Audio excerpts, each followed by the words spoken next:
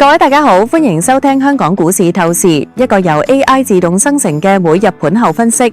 而家係2025年6月6日嘅香港時間下晝5點。今日港股市場表現呈現震盪偏弱格局，恒生指數收報23,792點，下跌114點，跌幅為0.48%。恒生科技指數收報5,286點，跌33點，跌幅為0.63%。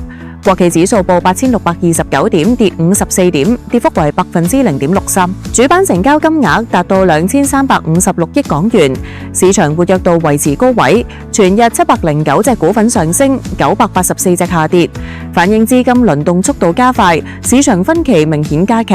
從全日走勢嚟睇，恒指早段曾經高開，並一度觸及23,910點，但係隨後受制於24,000點心理關口壓力，午後逐步回吐升幅，最終收低。南向資金今日持續淨流入，單日錄得39億港元淨買入。2025年以嚟，累計淨流入金額已經突破6500億港元，成為港股流動性嘅重要支撐。沽空比率維持喺15%左右，顯示多空雙方博弈仍然激烈。從周線角度觀察，恒指本周累升503點，升幅2.16%，連續第6周錄得升幅。科技指數今個禮拜升幅2.25%，反映 AI 同埋創新藥板塊持續受資金追捧。不過短線技術指標顯示，恒指喺24,000點關口面臨強大阻力，50天線同100天線形成黃金交叉，中線趨勢仍然偏強。板塊方面，今日分化現象尤其明顯，貴金屬板塊受避險需求推動全線飆升，中國白銀集團暴漲23.29%，潼關黃金升5.4%，萬國黃金集團急升11%。推動因素主要包括現貨白銀價格突破36美元每安士，創下13年新高，以及市場預期美國可能擴大金屬關稅範圍。創新藥板塊逆市做好，石藥集團大漲12.7%，市場預期下半年行業估值收復趨勢明確。目前港股創新藥板塊指數處於5年低位，機構持倉比例築底回升，吸引長線資金部署。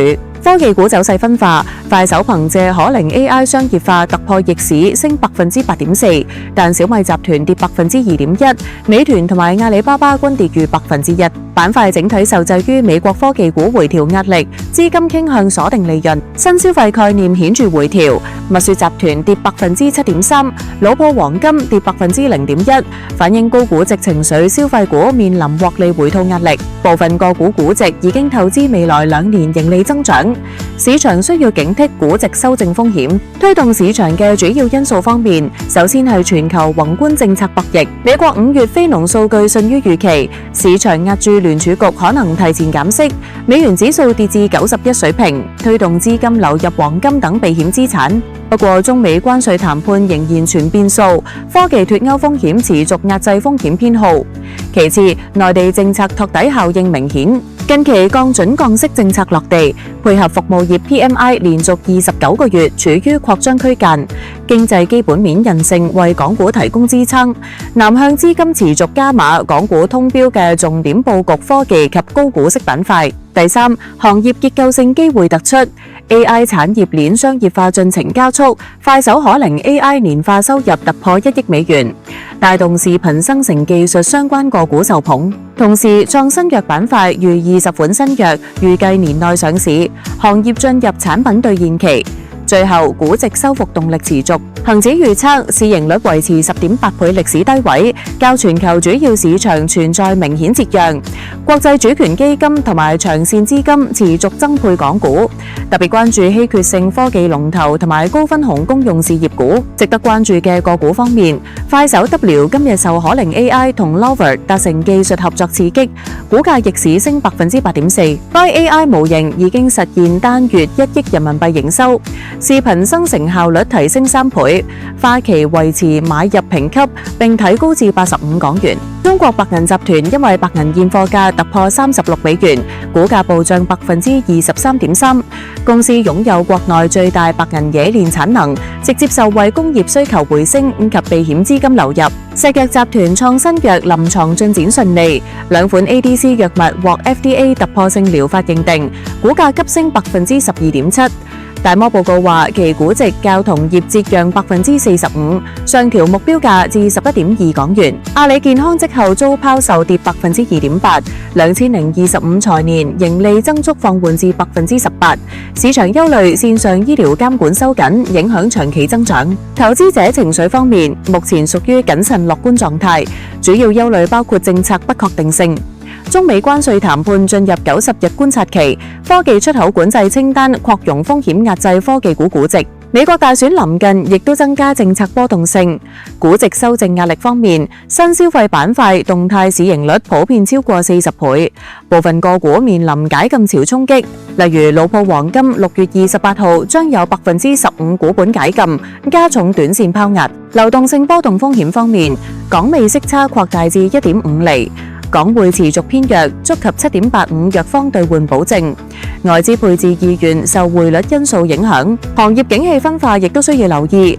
AI 同埋創新藥板塊雖然具備長期潛力，但短期業績兌現能力參差，需要警惕概念炒作之後嘅回調風險。不過市場積極因素仍然喺度累積，南向資金連續18週淨流入，港股通持倉比例升至7.2%歷史新高。此外，恒指成分股調整將會喺6月9號生效，新納入嘅美嘅集團及中通快遞有望吸引被動資金流入大約50億港元。總結嚟講，股今日技術性回調屬於健康整固，結構性行情特徵明顯。